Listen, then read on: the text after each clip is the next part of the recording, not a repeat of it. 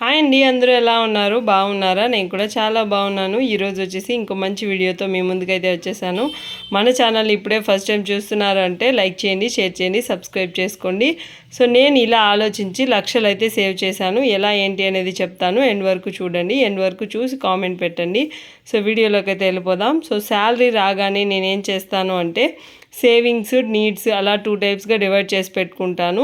Savings అనేది వస్తే నేనేం చేస్తాను అంటే చిట్టి వేసుకుంటాను. సో ఏదైనా మంచి హోమ్ కట్టుకోవాలి అంటే చిట్టి అనేది కంపల్సరీ. సో కాబట్టి చిట్టి కట్టుకుంటాను. నెక్స్ట్ మా పాప ఫ్యూచర్ కోసం గోల్డ్ అనేది ఇప్పటి నుంచే సేవ్ చేస్తూ ఉంటాను అనమాట. నెక్స్ట్ వచ్చేసి గోల్డ్ చిట్టి అయితే కడుతూ ఉంటాను.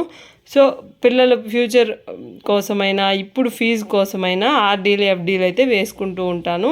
నెక్స్ట్ మా రిటైర్మెంట్ కోసం అయితే ఎస్ఐపి అనేది వేసుకుంటూ ఉంటానన్నమాట. సో ఎస్ఐపి మంత్లీ కొంచెం అమౌంట్ అనేది పక్కన పెట్టి కడుతూ ఉంటాను. నెక్స్ట్ పిల్లల ఫ్యూచర్ కోసం పాపకి రేపు ఎడ్యుకేషన్కైనా పెళ్ళికైనా సుకన్య సమృద్ధి యోజన యూజ్ అవుతుంది కాబట్టి సో దాన్ని కడుతూ ఉంటాము. నెక్స్ట్ పీపీఎఫ్ మా బాబు ఫ్యూచర్ కోసం, వాడి ఎడ్యుకేషన్ కోసం పీపీఎఫ్ అనేది కడుతూ ఉంటామన్నమాట. సో ఇవన్నీ సేవింగ్స్ పోగా నీడ్స్ ఆలోచిస్తే groceries, rent, fees, bills, petrol and gas recharges వచ్చేసి నీడ్స్ కిందకి వస్తుంది కాబట్టి ఇవన్నీ కంపల్సరీ కావాలి కాబట్టి సో దీన్ని కూడా కొంచెం అమౌంట్ అనేది పక్కన పెట్టేస్తానమాట. సేవింగ్స్, నీడ్స్ ఆ తర్వాత ఇంకేదైనా ఆలోచిస్తాను ఎంటర్టైన్మెంట్ పర్పస్ కోసం. సో ఇవైతే మస్ట్ అండ్ షుడ్ సేవింగ్స్ అనేది మంత్లీ కంపల్సరీ ఉంటుంది నా బడ్జెట్లో.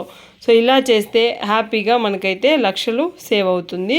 నెక్స్ట్ ఇంకా మనం ఎలా సేవ్ చేయొచ్చు అంటే షాపింగ్స్లో ఆడవాళ్ళు చాలామంది వేస్ట్ చేస్తూ ఉంటారు మనీని. సో అలా కాకుండా మనకు షాపింగ్ అనే ఒక ఆలోచన వచ్చిన ఆన్లైన్లో ఏదైనా యాప్ చూసి మంచిగా నచ్చింది, అందులో శారీస్ కానీ డ్రెస్సెస్ కానీ అలా అనిపిస్తే నేనేం చేస్తాను అంటే ఉన్న బట్టల్ని ముందు వేసుకుని మడుస్తానన్నమాట. సో ఫోల్డ్ చేసినప్పుడు నా మైండ్కి నేనే చెప్పుకుంటాను, సో మనకి ఇన్ని బట్టలు ఉన్నాయి కదా, ఎందుకు ఇంకా బట్టలు అని చెప్పి. సో కాబట్టి నేను షాపింగ్ కూడా కంట్రోల్ చేస్తానన్నమాట ఇలాగా. నెక్స్ట్ జ్యువెలరీ విషయానికి వస్తే సో జ్యువెలరీని ఏదైనా రోల్ గోల్డ్ ఐటమ్స్ నచ్చినా, లేదంటే నేను కొనలేదని చెప్పట్లేదు, కొని పెట్టుకొని ఉన్నాను ముందు, అంటే తెలియక ముందు ఇలా సేవింగ్స్ గురించి మినిమలిస్ట్గా బతకడానికన్నా ముందు కొన్నానమాట. సో దాన్నంతా ముందు పెట్టుకొని చూస్తాను. సో ఆ జ్యువెలరీ నీట్గా సర్దుకుంటాను. సో ఇంత జ్యువెలరీ ఉంది కదా, సో ఎందుకు మనకు జ్యువెలరీ అని నా మైండ్కి నేనే సర్ది చెప్పుకుంటానమాట. సో ఈ రెండు చేయడం వల్ల నేను షాపింగ్ అనేది తక్కువ చేస్తాను. సో కాబట్టి ఈ రెండింటిని నేను మంచిగా చూసుకుంటూ ఉంటాను.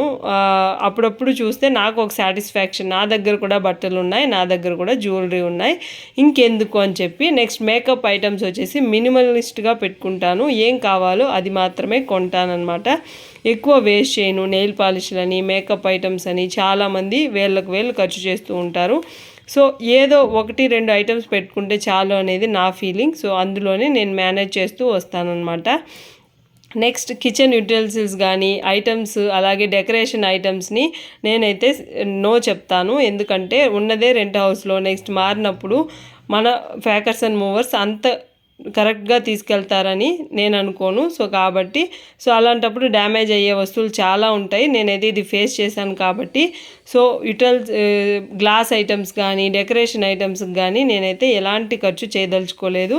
సో కాబట్టి వీటన్నిటికీ నేను ఎప్పుడు దూరంగానే ఉంటానన్నమాట. సో అలాంటి వీడియోస్ కూడా ఎక్కువ చూస్తే నాకు మైండ్ కనిపిస్తుంది కొందాము అని చెప్పి. సో కాబట్టి నేనైతే ఇలాంటి ఐటమ్స్ ఉన్నా కూడా చూడనన్నమాట. సో ఎవరైనా ప్రమోట్ చేసినా కూడా నేను అవాయిడ్ చేస్తాను.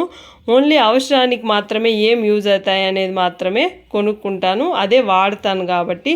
సో నేను ఏదైనా కొంటే దాన్ని వాడాలి, వాడకుండా పక్కన పెట్టడం అనేది వేస్ట్ అనేది నా ఫీలింగ్.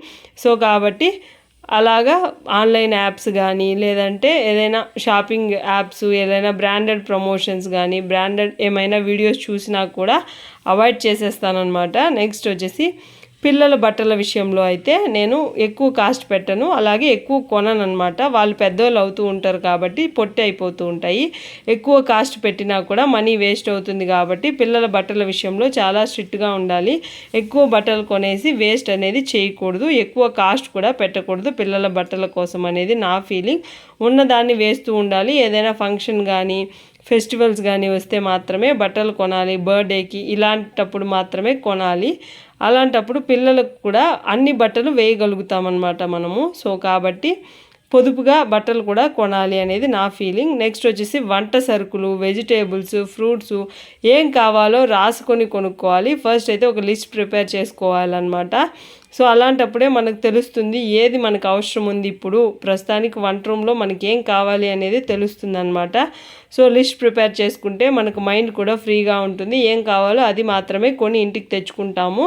సో లేదంటే ఏది పడితే అది కొనేస్తూ ఉంటాం. కాబట్టి లిస్ట్ అనేది ప్రిపేర్ చేసి పెట్టుకోండి. మన మైండ్ని మనం కంట్రోల్లో పెట్టుకోవాలి.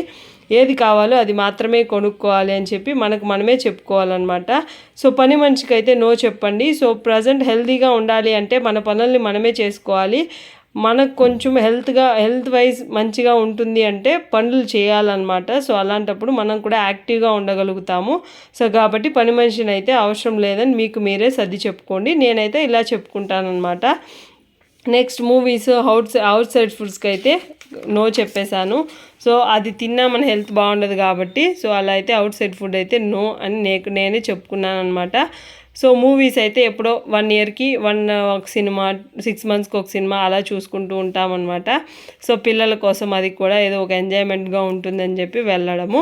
నెక్స్ట్ రిచ్గా కనపడే కన్నా పూర్గా ఉండి రిచ్ అవ్వడం బెస్ట్ అనేది నా ఫీలింగ్. సో రిచ్గా కనపడాలని వేళ్ళకు వేలు అప్పు చేసి బట్టలు కొనడము, వేళ్ళకు వేలు అప్పు చేసి ఫోన్లు కొనడము, వేళ్ళకు వేలు అప్పు చేసి బ్రాండెడ్ ఐటమ్స్ కొనడం అనేది నాకు నచ్చదు. సో కాబట్టి పూర్గా ఉండే రిచ్ అవ్వడం బెస్ట్ అనేది నా ఫీలింగ్. సో కాబట్టి మినిమలిస్ట్గా ఉండాలి, ఉన్నదాంతో హ్యాపీగా ఉండాలి, ఉన్నదాన్ని యూజ్ చేయాలి. యూజ్ చేయని వస్తువులు వేస్ట్ అనేది నాకు అనిపిస్తుంది. నెక్స్ట్ ఫైనాన్షియల్ విషయాల్ని పిల్లలతో కూడా చెప్పాలి. వాళ్ళకు కూడా మనీ వాల్యూ అనేది తెలియజెప్పాలన్నమాట. ఇంత కష్టపడితేనే మనకు డబ్బులు వస్తుంది నాయన, మంచిగా ఖర్చు పెట్టుకోవాలి, ఎక్కడ సేవ్ చేయాలో అక్కడ సేవ్ చేయాలి, వేస్ట్ ఖర్చులు చేయకూడదు, కాస్ట్లీ టాయ్స్ అయితే కొనకూడదు. సో మాల్స్కి వెళ్ళి ఎక్కువ డబ్బులు పెట్టి ఖర్చు చేసి గేమ్స్ అలాంటివి ఆడకూడదు.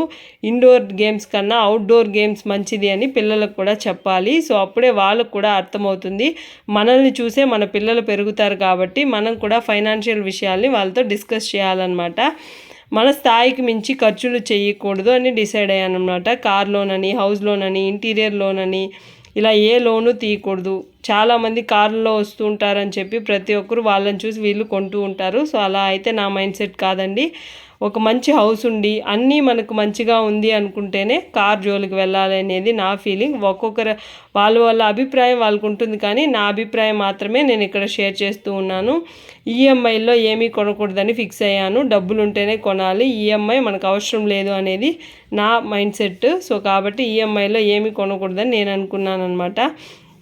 నెక్స్ట్ అప్పు చేసి అయితే సేవింగ్స్ చేయకూడదని డిసైడ్ అయ్యాను. చాలామంది అప్పు చేసి సేవింగ్స్ చేస్తూ ఉంటారు రేపటి ఫ్యూచర్ కోసం. నేను కూడా అలాగే చేసేదాన్ని. కానీ నాకు అర్థమైంది ఏంటి అంటే అప్పును మనమే కట్టాలి, ఇంట్రెస్ట్ మనమే కట్టాలి అని. అప్పు చేసి ఏమనుకుంటున్నానంటే గోల్డ్ కొందామని డిసైడ్ అయ్యాను అనమాట. అదే గోల్డ్ కొన్నా కూడా మన చేతిలో ఉండదు, బ్యాంక్లో ఉంటుంది. అప్పు కట్టాలి, అప్పుకి ఇంట్రెస్ట్ కట్టాలి అనేది మళ్ళీ రియలైజ్ అయ్యాను అనమాట. అప్పటి నుంచి ఏదైనా డబ్బులు ఉంటేనే కొనాలి అని ఫిక్స్ అయ్యి అన్నిటికీ నో చెప్పుకున్నాను అనమాట. సో మనం ఫ్యూచర్ కోసం ఇన్వెస్ట్మెంట్ చేయాలి, గోల్డ్ కొనాలి, మంచిదే, కానీ అప్పు చేసి మాత్రం కొనకూడదు. ఇప్పుడు మీకు మనీ ఉంది అంటేనే గోల్డ్ షాప్కి వెళ్ళి కొనండి, అంతేకాని అప్పు చేసి కొనేసి ఫ్యూచర్లో లక్షలు అయిపోతుందని చెప్పి అప్పు చేసి కొంటే మనకు అప్పు మళ్ళీ మనమే కట్టాలి అనేది మర్చిపోకూడదు అనేది నా ఫీలింగ్. నెక్స్ట్ వచ్చేసి మ్యూచువల్ ఫండ్స్ అయినా, గోల్డ్ అయినా, ల్యాండ్ అయినా, చాలామంది ఏమనుకుంటారంటే ఒక ల్యాండ్ మంచిగా మనకు కుదురుతుంది, సో అప్పు చేసి కొనేద్దాం అనుకుంటూ ఉంటారు. కానీ అప్పుని మీ వల్ల అవుతుందా, మీ తాతకు మించి అయితే అప్పు చేయొద్దు అని చెప్పడమే నా ఫీలింగ్ అనమాట. ఇక్కడ అప్పు చేస్తున్నారు అంటే మీకు తిరిగి కట్టే స్తోమత మీకు ఉండాలి. సో అలాంటప్పుడే అప్పు చేయండి, అంతేకాని ఎవరో చెప్పారు, వాళ్ళు కొన్నారు, మనం కూడా కొనకపోతే మనం వాళ్ళ దగ్గర తక్కువ అయిపోతామని చెప్పి ల్యాండ్ కొనేయద్దు. ఎందుకంటే అప్పు చేసి దేన్నైతే కొనద్దు. సో ఇలా నేను అనుకుంటానన్నమాట. సో ఏదైనా ఎవరు ఏం కొన్నా పర్లేదు, నాకు ఏంటి నా దగ్గర ఉందా అలాంటప్పుడే వెళ్ళి కొనాలి. వాళ్ళ దగ్గర ఉంటే వాళ్ళకు అవుతుంది, మన దగ్గర ఉంటే మనకు అవుతుంది. వాళ్ళని చూసి మనం ఎందుకు కొనాలి, మన వల్ల అవుతుందా, మన ఫైనాన్షియల్ పొజిషన్ ఎలా ఉంది, మన వల్ల అవుతే కొందాం, లేదంటే లైట్ తీసుకుందాం అనేది నా మెంటాలిటీ. నెక్స్ట్ రిటైర్మెంట్ కోసం అయితే ప్లాన్ చేసుకోవాలి. మనసుని కంట్రోల్లో పెట్టుకోవాలి. ఏదైనా కొనాలన్నా అందరికీ ఉంటుంది, మనిషి అన్నాక ఆశ ఉంటుంది. అలాగే అంత డెకరేషన్ ఐటమ్స్ చూసినా కొనాలనిపిస్తుంది, మేకప్ ఐటమ్స్ చూసినా కొనాలనిపిస్తుంది, బట్టలు ఏదైనా మంచిగా చూసినా కూడా కొనాలనిపిస్తుంది. అలా అని ప్రతిదీ కొనేస్తే వేస్ట్ అవుతుంది. సో కాబట్టి మన మనసుని మనమే కంట్రోల్లో పెట్టుకోవాలి. మన లైఫ్ మన ఇష్టంగా మనం బతకాలి. సో ₹1 వేస్ట్ చేయకూడదు. రేపటి ఫ్యూచర్ కోసం పిల్లలు హ్యాపీగా ఉండాలి అంటే ఇప్పుడు మనం ఎంత జాగ్రత్తగా ఖర్చు పెడుతున్నాం అనేది ముఖ్యము. సో కాబట్టి మనసుని కంట్రోల్లో పెట్టుకొని ఎక్కువ ఖర్చులు అనేది చేయకూడదని డిసైడ్ అయ్యానమాట.